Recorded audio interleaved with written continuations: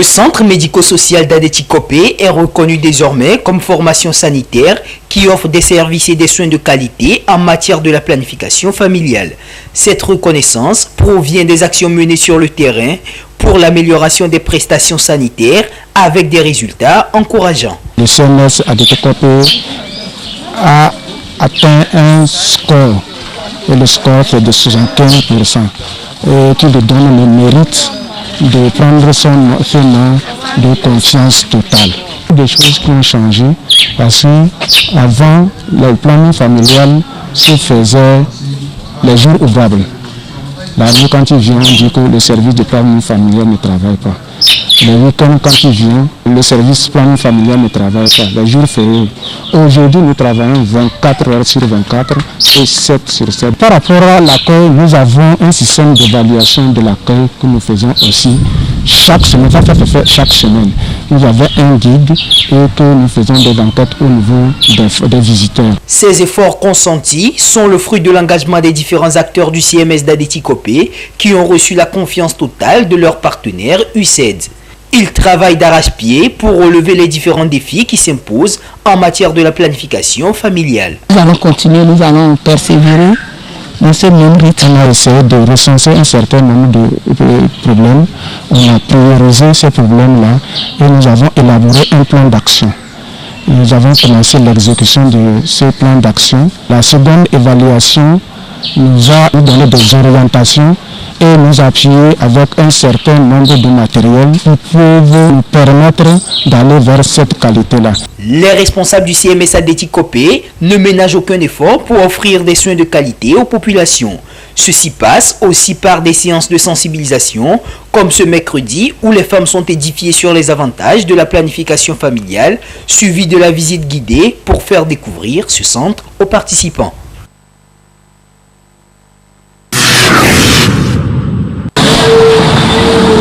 Je ne révise pas trop ma moto, faute de temps également et les occupations. Parce que vous n'aurez pas le temps d'aller chez le mécanicien pour aller réviser. Mais normalement, nous devons le faire. C'est la réponse de ce propriétaire de moto sur la question de révision de son engin et certainement le cas de nombreux conducteurs. Même conscient de l'importance de cette opération, la négligence s'installe. Pourtant, aucune excuse n'est permise quand il s'agit de la révision de son véhicule. Selon les spécialistes, c'est une opération d'entretien indispensable pour le bon fonctionnement des engins. Lorsqu'on parle de la révision, c'est l'entretien pour que le véhicule dure.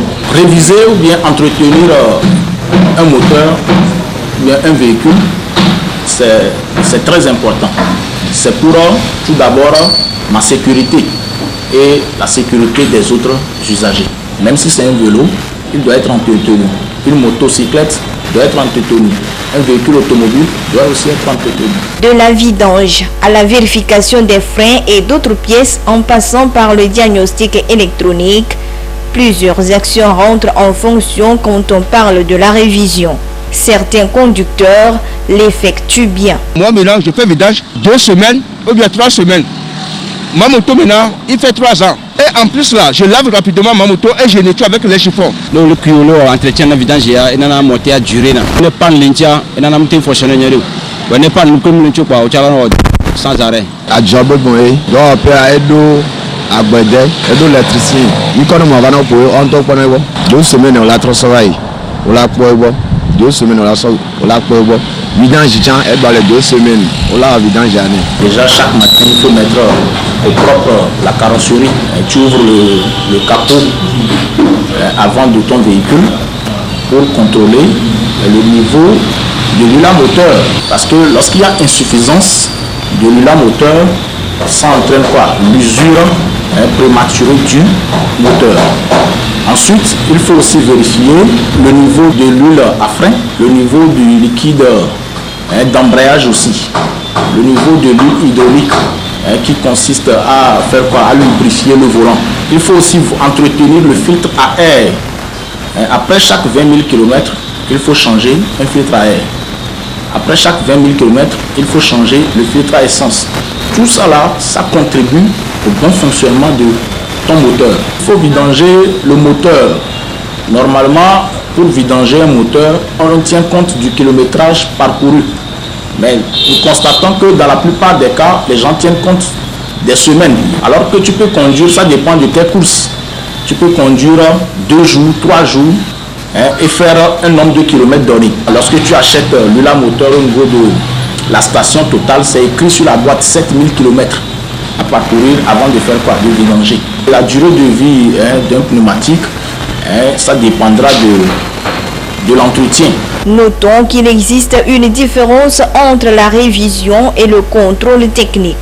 Contrairement à la révision, le contrôle ou la visite technique est une obligation légale qui se fait au Togo chaque 1 an, mais une révision régulière est conseillée. La révision permet également de pouvoir détecter et changer des pièces défectueuses, ce qui permettra de minimiser les risques de panne pouvant causer de dégâts en circulation.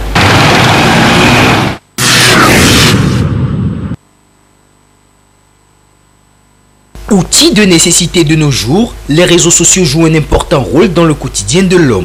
Ils permettent d'entretenir des relations avec nos proches et de dépasser les limites géographiques. Au-delà de ces différents aspects, les réseaux sociaux jouent également un rôle de divertissement et constituent de véritables canaux d'information. Avec l'évolution du numérique de nos jours, les réseaux sociaux sont devenus un atout majeur pour plusieurs entreprises et plusieurs jeunes entrepreneurs qui s'en servent notamment dans la mise en place et l'élaboration de leurs différentes stratégies marketing. Les réseaux sociaux m'aident à communiquer, à donner une visibilité à mon entreprise. Je publie les flyers sur mes statuts WhatsApp. Ça permet à mes contacts de visualiser mes activités, de les lire et de s'informer par rapport à mes activités. Je crois que les réseaux sociaux sont quand même un mal indispensable lorsque on s'en sert dans un objectif positif. Au départ, lorsqu'on se dit nous allons nous en servir afin d'améliorer le vécu des gens, afin d'améliorer les relations qui peuvent exister entre les hommes dans un groupe particulier, je pense que c'est une très bonne chose. Des fois pour me divertir et des fois pour les activités, assurer des cours aussi. On apprend et on connaît beaucoup de choses à travers les réseaux sociaux. Il facilite beaucoup de choses aujourd'hui à faire les recherches, même à promouvoir ses produits. Cependant, hormis leurs nombreux avantages, les réseaux sociaux peuvent présenter des inconvénients dont le cyberharcèlement, la dépendance ainsi que la piraterie. Une situation qui malheureusement peut affecter la vie des utilisateurs. Aujourd'hui, les réseaux sociaux affectent la capacité de concentration des étudiants, tuent la productivité de certains jeunes, tout simplement. Pourquoi? Parce qu'ils préfèrent plus passer du temps sur TikTok plutôt que de côtoyer les bibliothèques. Il suffit d'avoir un beau corps, prendre une photo et balancer sur son compte, avoir quelques vues, et des esprits faibles font ainsi jusqu'à ce que ça détruit même la réputation de leurs parents. Si vous ne savez pas quelle information partager sur WhatsApp ou bien sur Facebook et autres, les gens peuvent utiliser ces informations pour vous intimider, pour vous harceler. Les gens doivent utiliser les réseaux sociaux à leur profit, pas de partager des informations qui vont les nuire plus tard. Pour donc faire face au phénomène et freiner son avancée, ces citoyens préconisent des mesures aux autorités. Les autorités du pays doivent réglementer certaines conditions d'utilisation des réseaux sociaux. Donc réglementer l'utilisation de ces réseaux sociaux permet une bonne visibilité de notre pays à l'international. Je pense que la réglementation est une très bonne chose. Lorsque les autorités qui ont en charge ce secteur dans notre pays savent comment se prendre afin d'encadrer un tant soit peu les réseaux sociaux et de pénaliser véritablement ceux qui en viennent à donner de mauvaises informations ou à susciter ce qui n'est pas bien dans notre société, qu'on les pénalise, qu'on les punisse. Notons que le gouvernement togolais, face à la situation grandissante du phénomène, a mis en place depuis 2018 un dispositif de réglementation devant permettre de prévenir et faire face aux dangers que représentent les réseaux sociaux. L'objectif étant surtout de sécuriser le cœur du réseau national et ainsi mettre fin aux pratiques malsaines des personnes mal intentionnées.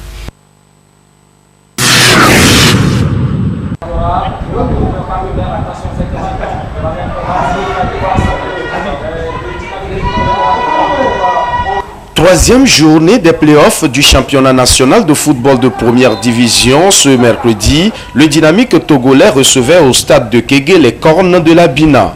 Après son match nul face à Gomido de Palimé, le dynamique togolais se devait de gagner cette troisième rencontre afin d'améliorer son rang dans le classement. Mais mission difficile aux robots rouges qui se sont heurtés à une formation très ambitieuse de Pagouda. Les cornes de la Bina, requinqués par la victoire de la journée précédente, tiennent la dragée haute à leurs adversaires du jour. Plusieurs occasions vont s'offrir aux deux formations, mais rien ne sera marqué jusqu'au coup de sifflet final. 0 but partout, l'on se contente du point du nul. Je pense que c'est une partie égale. Et le match nul, c'est bien parti pour les deux équipes. Comme on le dit, l'appétit vient en mangeant. On grignote les points, le maximum de points, et puis à la fin de la saison, on fera le compte. Le second match de la troisième journée de ces playoffs s'est disputé à Kara entre les conducteurs de la localité et les dockers du port. C'est un voyage périlleux effectué par les portuaires qui ont été battus par ASK 3 buts à 1.